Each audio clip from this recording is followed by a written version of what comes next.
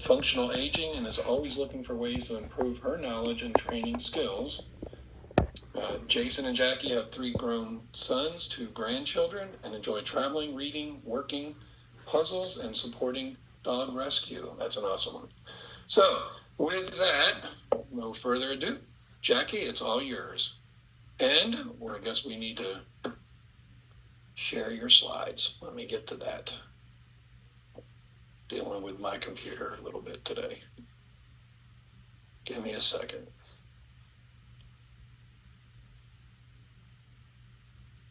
Oh, come on. There we go. There we go.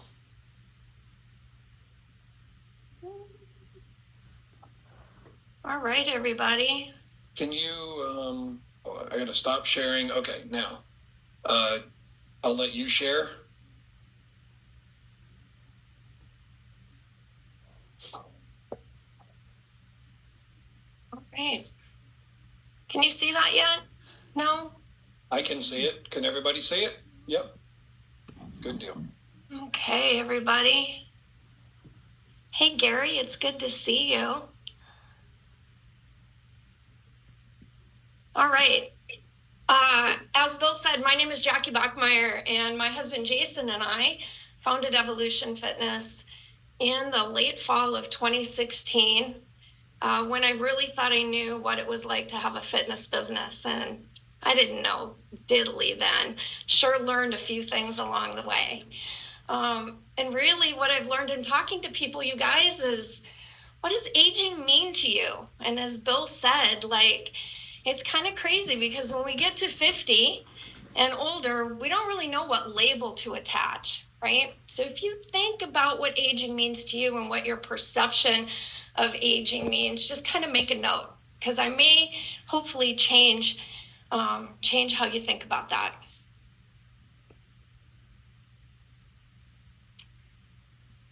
Generally, when I talk to people 50 and older, the images that you see on your screen are their perception of aging, right? And you can see everything from falls to, what looks like maybe somebody's having a heart attack using walkers. And I suspect that for many of you in this group, these are folks that you're probably coming in contact with or their children on a regular basis. We think about aging, meaning that once you flip that switch to 60, 65 or older, it means that you're living with a life of chronic diseases, probably experiencing some aches and stiffness, pain along the way, just really understanding that you don't move like you used to, right? Like things that you used to associate being easy tasks are not as easy as they used to be. In some cases, aging can mean shrinking social circles, right? Like your world starts getting a little bit smaller, especially as we get into those latter years of aging in our 80s and above, when our close friends and spouses start to pass, and that social circle shrinks a lot. A lot of times aging is also associated with giving up activities that you love to do, and maybe even a little bit of loss or meaning of purpose. Again, as Bill said, I'm Jackie. I'm standing with my husband Jason outside the door to our facility, which is located in the Northwest Corridor. We're right off of Highway 6 between 529 and West Road. And it is an in-person gym. We do call it a gym. We do have traditional weight equipment and everything, like you'd find if you walked into any other big box gym. We just do different things with it, and I'll get into that in a little bit. As Gary said, I started out as a personal trainer, and that story is rather interesting because I have 22 years in proprietary education. Worked for an art college here in Houston for most of the time since I moved here, and kind of got into fitness myself when my eldest son announced that he and his longtime girlfriend were getting married, and her plan was to have 5 children. They had 2 and stopped. Imagine that. They have 2 very active grandchildren. One's in baseball, he's 10, and our granddaughter is 8, and she is very much into horses. So our love for dog rescue has also kind of expanded into horse rescue as well, just by virtue of that little girl being so in love with that hobby. Jason is a civil engineer by training, and he joined the business in 2018 as it just became more and more busy. I was running everything by myself, and he joined more on the financial side. But then when things started really exploding for us, he also got certified as a trainer. My IMS designation is an integrative movement specialist. That was a 16-month, very intensive course that I took.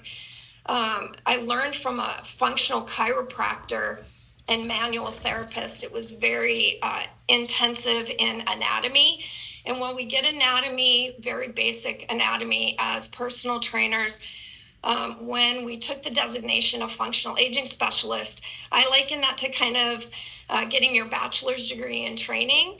And then the integrative movement specialist is more like a master's degree. I am one of only a few integrative movement specialists from this particular certifying body in the city of Houston. We focus on the 45 plus market. Why? Because in my experience of being in a fitness facility, when I first got into getting back in shape myself, I was going to a big box gym. And what I was noticing is that people that I kind of associated with my age at the time would come in, and I'd see them make loops around and, maybe sit on a machine and push out a few chest presses or something like that. And it was clear to me that they didn't really know what they were doing and they were uncomfortable.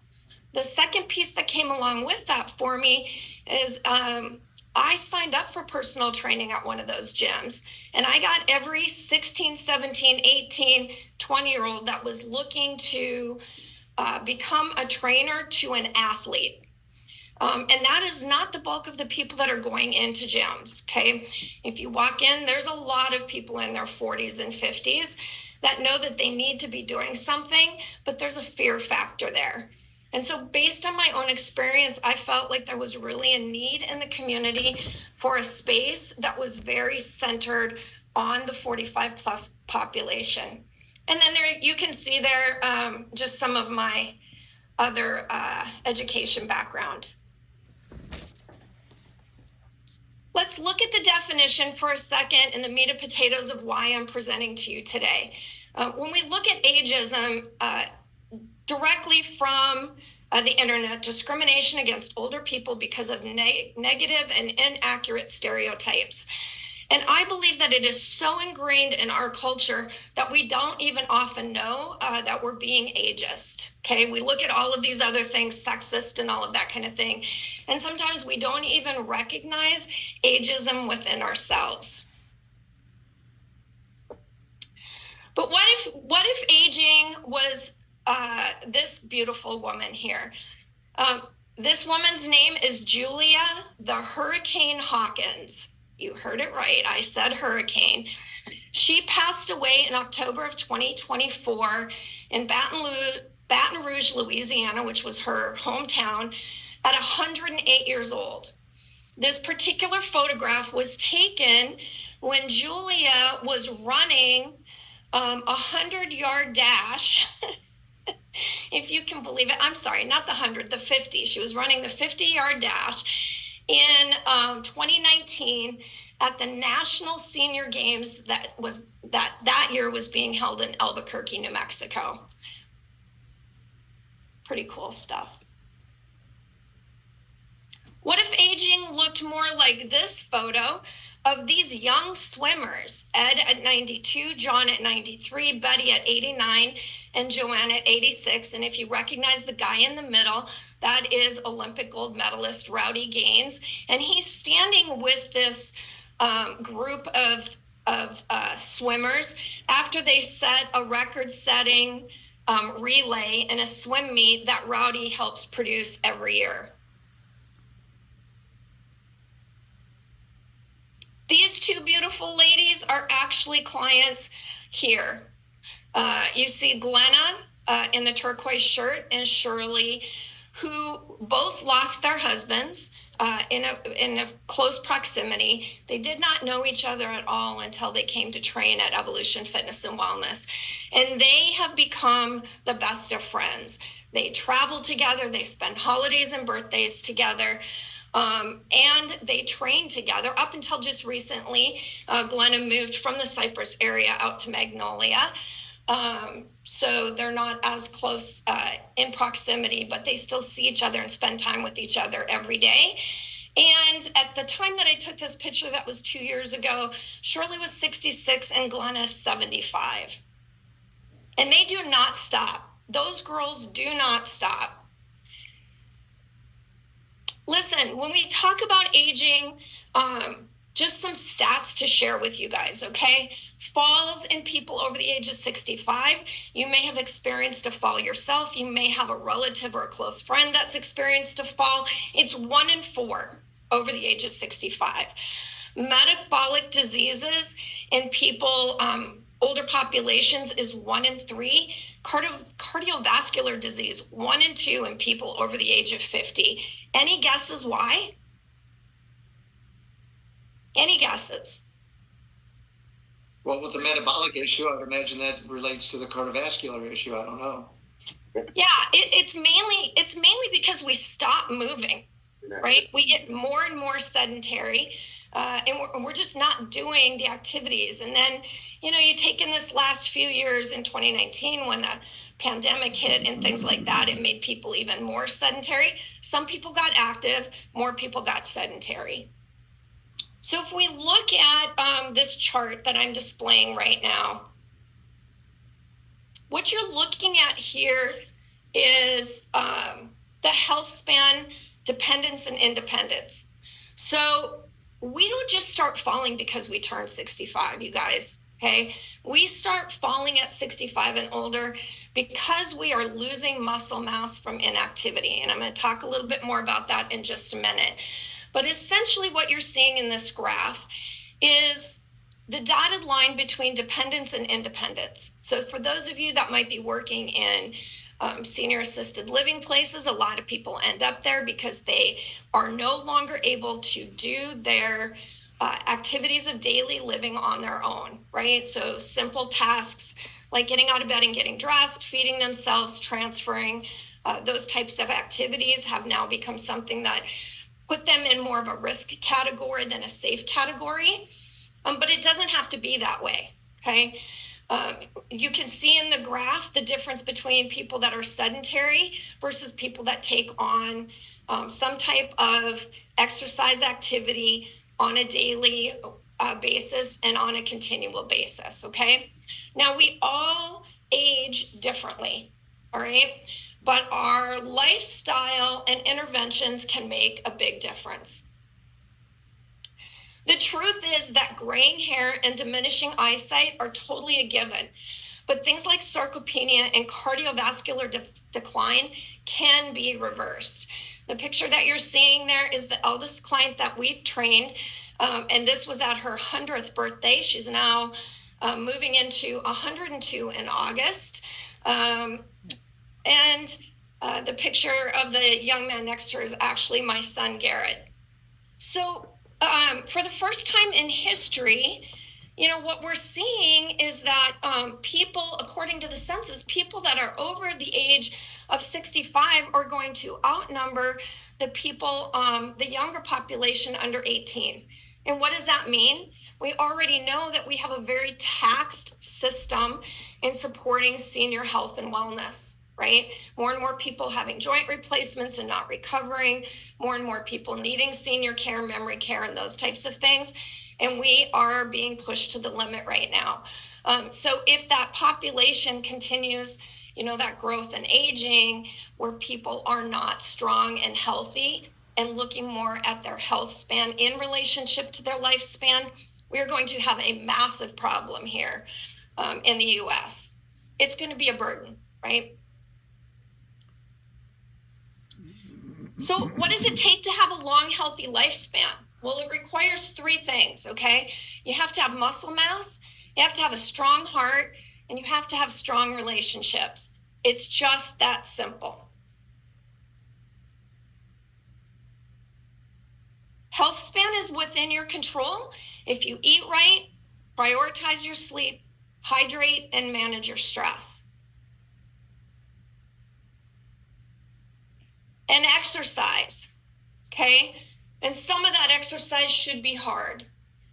So I'm going to pause here for just a second because I want to explain to you something key called sarcopenia. Okay, now I mentioned it earlier in my presentation. If you've never heard the term before, it literally means the loss of muscle mass as you age.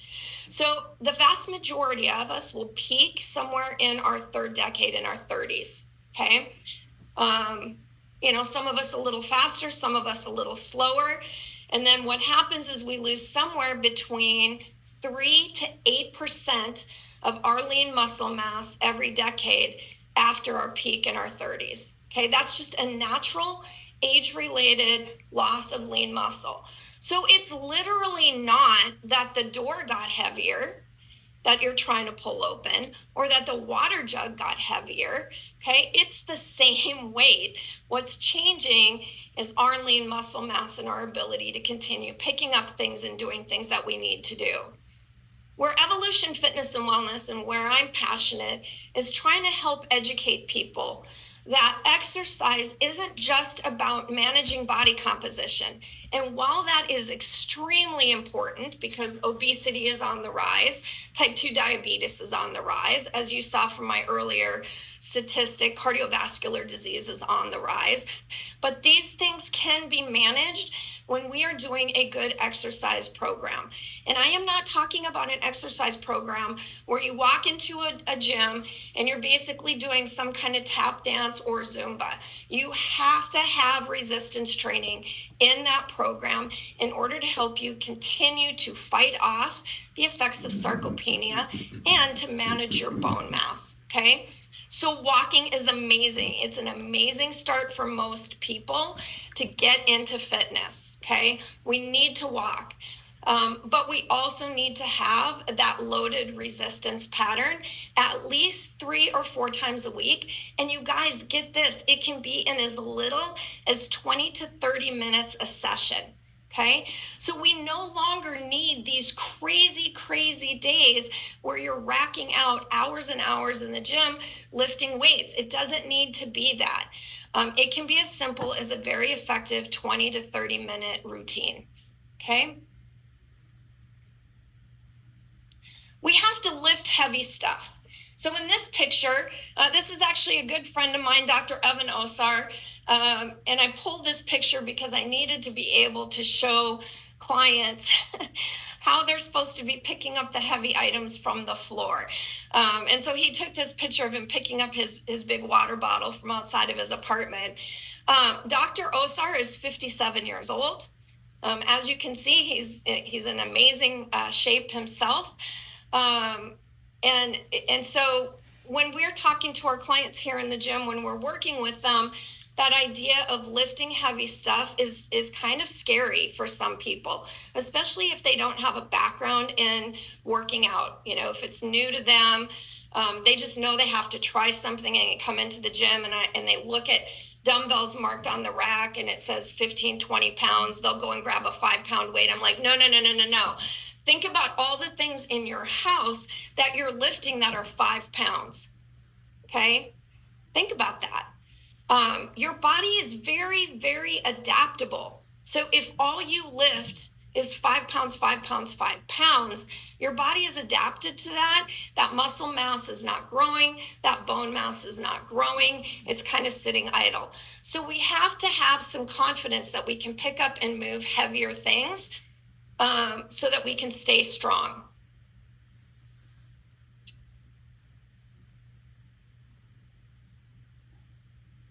Here's my note. I say this to people all the time. You can't stay lifting those mamby-pamby 3 and 5 pound dumbbells and expect to maintain your muscle mass and improve bone density.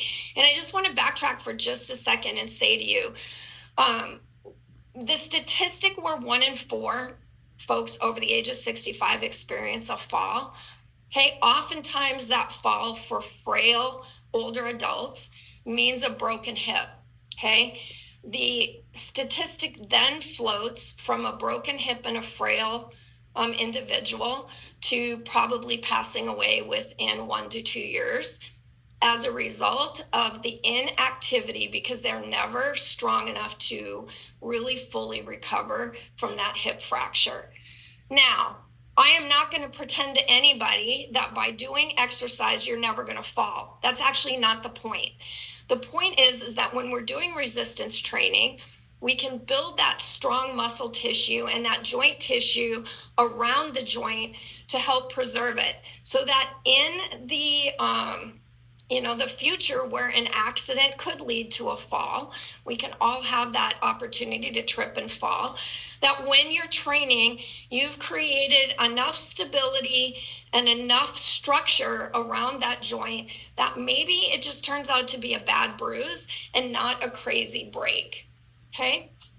The picture you're seeing here is a picture of the majority of my team with a couple of added guests. We do every year, we do a 2.5-day in-service where we focus on new trends and new opportunities when we're working with older adults. And so this is an opportunity for us to kind of shut the gym down for a few days and get together. And we always include a workout. So there's always a good 45-minute sweat fest before we start any actual studying or things that we need to do to get better at our job.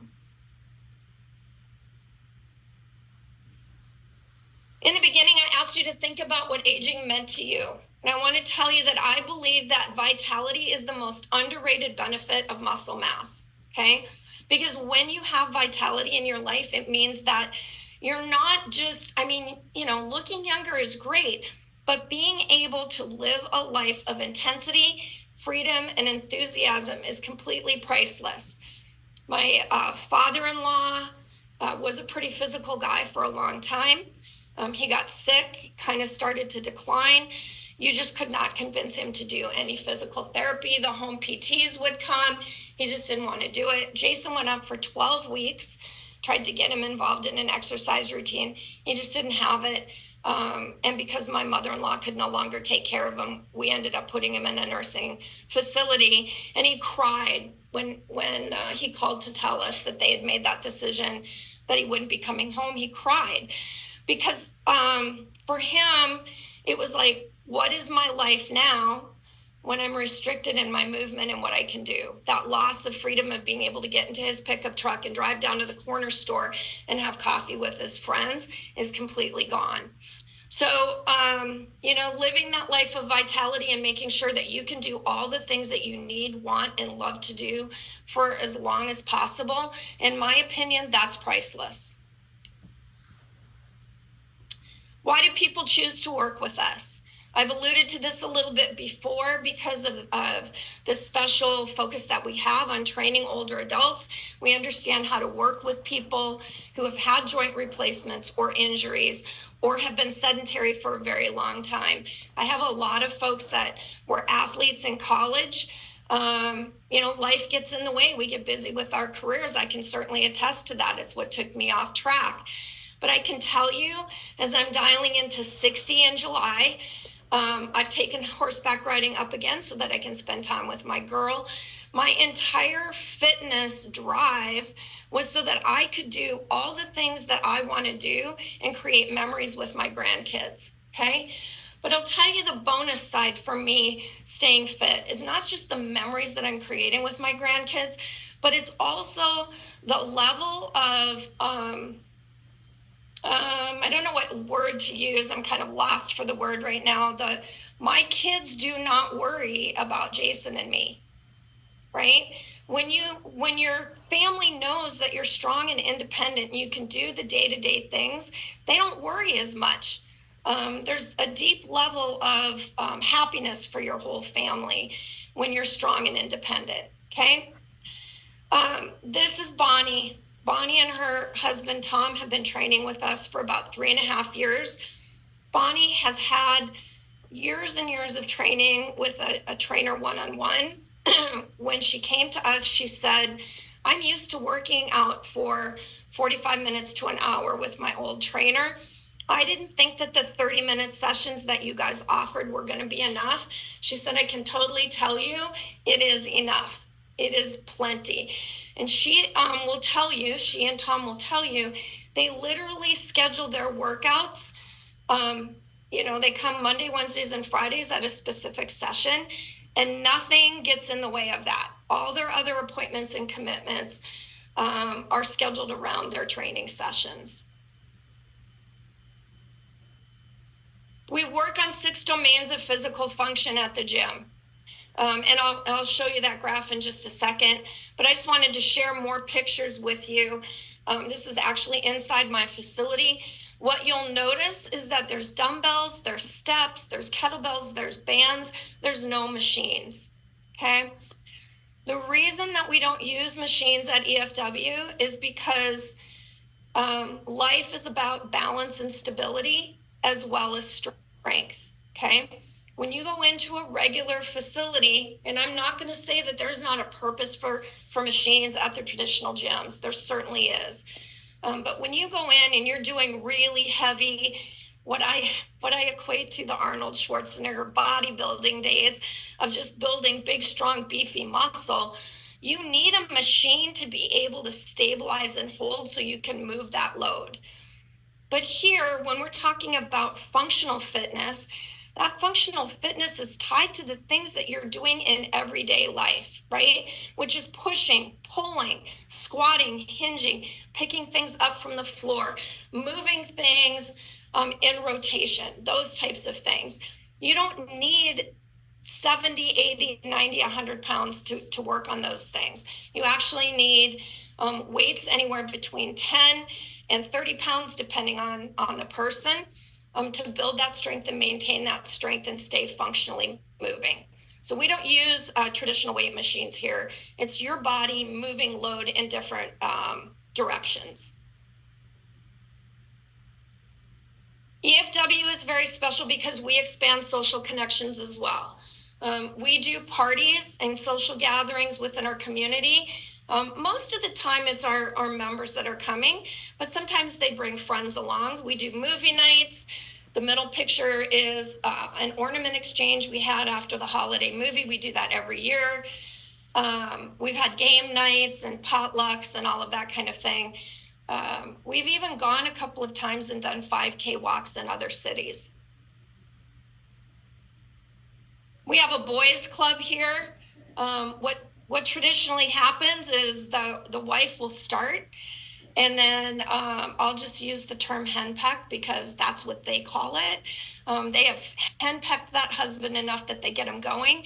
So here is one picture of Jason with some of the boys going to an Astros game, and then some of our female clients as well. This is Donna Gardner. She has been a longtime member of ours. Donna came to me because she was experiencing neuropathy in her feet, and her passion was hiking. Her sister lives in Estes Park in Colorado. She came in and said, Jackie, I need help. I need help so that I can continue to go and spend time with my sister and hike. And this is a picture she took after the first year of training with us. Was her first return to hiking and being able to enjoy herself in an activity that she loves. And at the time that picture was taken, Donna was 72.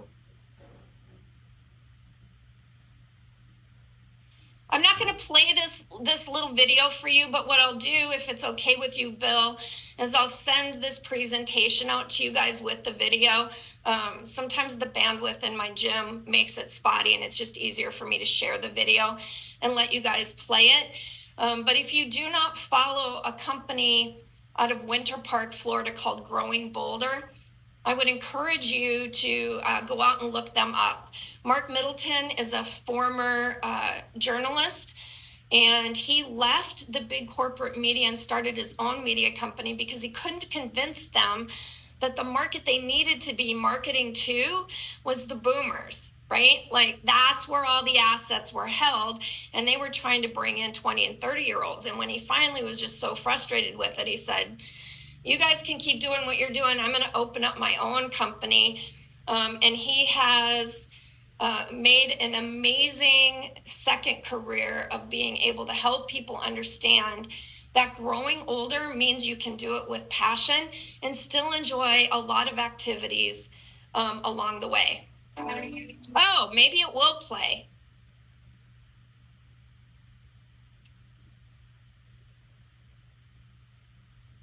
I'm going to send it to you because I feel like Okay. it's definitely going to get hung up along the way. And if you can't hear it, it's not going to be quite as meaningful to you. Okay, that sounds good. Okay, so again, I'm Jackie with Evolution Fitness and Wellness. And my little mantra here is that we're going to change the way Cy-Fair ages and actually the way Houston ages as well. As Bill said, I am an author of 2 books on fitness. The first one that I wrote was Stronger Longer. That particular book is perfect for somebody that isn't quite convinced that they need to start exercising yet. The book that Bill held up at the beginning of my intro was Optimal Longevity. That book came out in 2019, and it was geared more towards, you know what, I know I need to do something, but I'm not quite sure what I need to be doing. And it shares my philosophy and some of the things that I've shared with you today. I think my last message before I hand it back over to Bill is, you know, for those of you on the call right now, if you're doing something in a gym, a facility, some kind of fitness exercise, then kudos to you, because you fall into a very small percentage of people in the 50 and older population that are actually taking action. I would say this, I get this call at least once a week where I will have a 50 to 60-year-old daughter or son call me and ask me what we can do to help their parents, because the parents are falling a lot. They can't move from the front door to the back door like they used to. Can I help those people? 100%. I think you're never too old to make an improvement in your health and wellness. But my experience is that by the time I get to those people, they've kind of already given up. Like they're like, this is as good as life's going to get for me. So when they come into the gym, they're not convinced. And it takes a lot to convince them. And in some cases, you can't. Everything hurts. I don't want to do it. I don't want to say they're beyond help, because they're not, but there has to be kind of a mindset in here too that they're ready to work hard and make a change. Well, what's interesting is when we have that conversation and I look at that son or daughter and say, what are you doing? Because if you look at mom and you know what mom was like and you don't want to be like mom, you better be doing something now. Because the earlier you start, the longer that health span is going to be. Okay? And I don't know about you, but I would like to just go to sleep one night in my 90s or whatever year God's going to give me to live till, go to sleep and that be the end, versus having, you know, hardship and disease and all of that kind of thing. And it's really within our control. Yeah. Very good, Jackie. Thank you. Is any questions? Come on, y'all. All right, I got one. Okay. Do you focus on any specific sports? So like golf, pickleball. You know, pickleball is very popular now with seniors and even the younger group. I'm a golfer, and now I'm getting more aches and pains. Do you focus on any specific sports like that? Yeah, I am not a tennis or pickleball girl, so I haven't played the game, but I have enough knowledge of what it requires to be able to train to that, which is a lot of fast movement off your feet, agility, that kind of thing, a lot of understanding how to stabilize through the hip and the knee to support the knee in those fast movements. So we do that kind of work in the gym on a pretty regular basis, not specific to pickleball or tennis, but just because our skill and agility starts declining as we age, just like our muscle mass, right? So it's like anything, you have to use it or you're going to lose it. Simple, right? Yep. I have a lot of golfers, Bill, and the biggest thing is working on rotation. What's interesting about that, though, is it's not just range of motion in your hips and knees and power through the hip and the shoulders to drive that golf ball. It's also understanding that as we age, our breathing changes. Okay, and what I mean by that is we tend to start breathing shallow and rapid versus deep. And what I see in a lot of golfers that I work with is guys will come in and I'll look at their rib cage and assess, and their rib cage is very flared out. So if my fingers are the front of your rib cage, they should lay pretty rounded and flat this way. But when we shallow breathe, what happens is that rib cage starts rolling out. Okay, and we become more shallow. And when the rib cage is flared like this, you can't get good rotation either. So that rotation starts coming from places it's not meant to come from, and that's where injuries happen. So our focus is not just about moving the body, but also helping individuals learn how to kind of retrain their breathing patterns to support rotation. Okay, very good. I like that. That was a long way to say yes. I can help you. That's okay, though. It was a good explanation. Very good. Very good. All right. Anybody else? I was just going to add, this is Angie. I mean, I loved your talk because this is something that comes up all the time especially with the seniors, and people, like you said, they have this visualization of somebody with a walker. And, I had one patient the other day say, can you believe my mom, they had her on the floor playing with that baby. And I was like, that's great. Can she get up from the floor? Some of those functional things you're talking about. And the other day I was at a senior's home helping them with their medical navigation. And the trainer happened to show up that day. I was like, he goes, watch what my trainer does. And I was a little disappointed because it wasn't real functional for them. They're in their 80s. Mm-hmm. But I mean, I'm not going to say anything to her necessarily. I just was in my mind thinking there's so much more that they could do, because she literally had like 1 pound weights for this couple. I'm like, okay, well, yeah. So lifting heavy and appropriately, I think, is important, and being able to get up from the ground, prevent falls, things like that are so essential. And it certainly does need to start early. I promote it all the time. Yeah, very good. Thanks for sharing that, Angie. You're 100% right. It's, the saddest thing that I hear are stories where somebody's fallen and they can't get up. And we practice that. The ones that are very challenging to help, I tell clients, I'd rather have you get down on the floor and struggle to get up here, and progressively learn how to do that and get stronger doing it, than have an accident at home where you're laying on the floor for 3 hours because you can't roll yourself over. You don't have enough strength to get up. And I think that trainers that don't understand the whole sarcopenia thing, and they don't understand how to do progressive overload and build somebody up, I think that 1 pound, 2 pound weight, when my clients tell me 1 or 2 pounds, I'm like, your purse weighs more than 1 pound. Come on. Your laundry basket weighs more than, 5 pounds if it's loaded with towels. So I think the association, when you have a number on a dumbbell or kettlebell, like in our brain, it kind of freezes and it's like, oh my gosh, that's so heavy.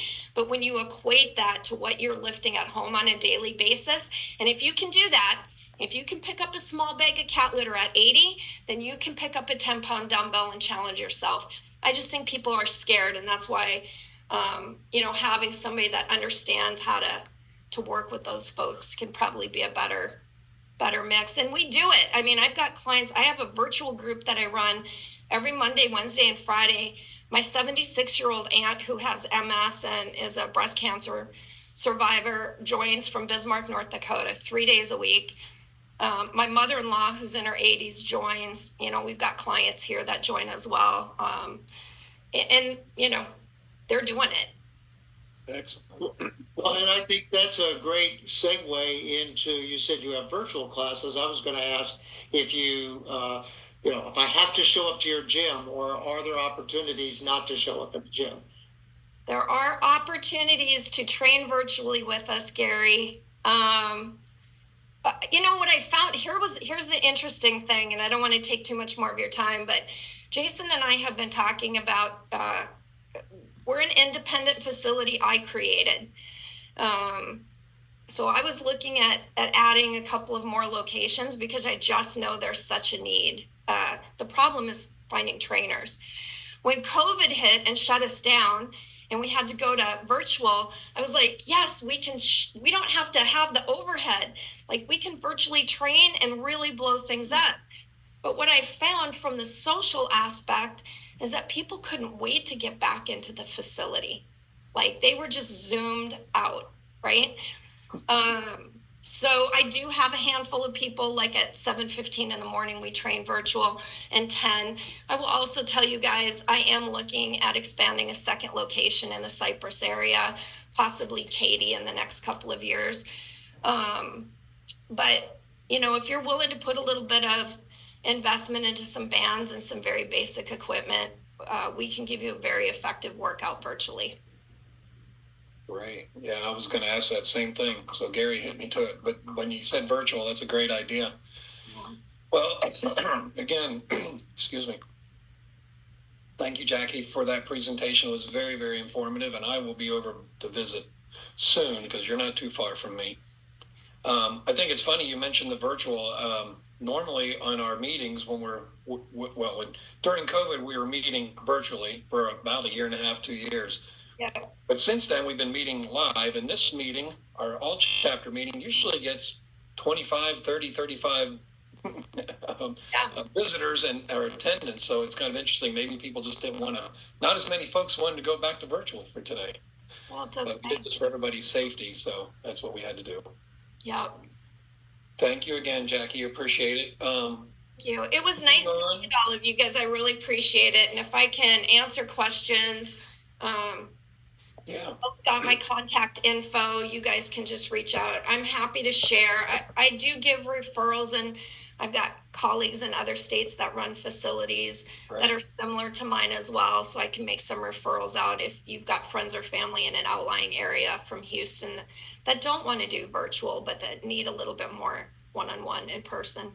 Very good. If you want to put your contact information, I can share it with everybody. But if you want to put it down there in the chat, that's fine as well. I'll do that. Okay. So with that, let's go ahead and we're going to close out